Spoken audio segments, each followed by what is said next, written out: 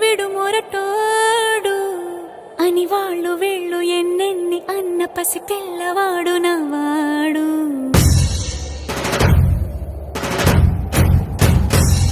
విడు ముండోడు అని ఊరు వాడ అనుకున్న గాని మహారాజు నాకు నవ్వాడు.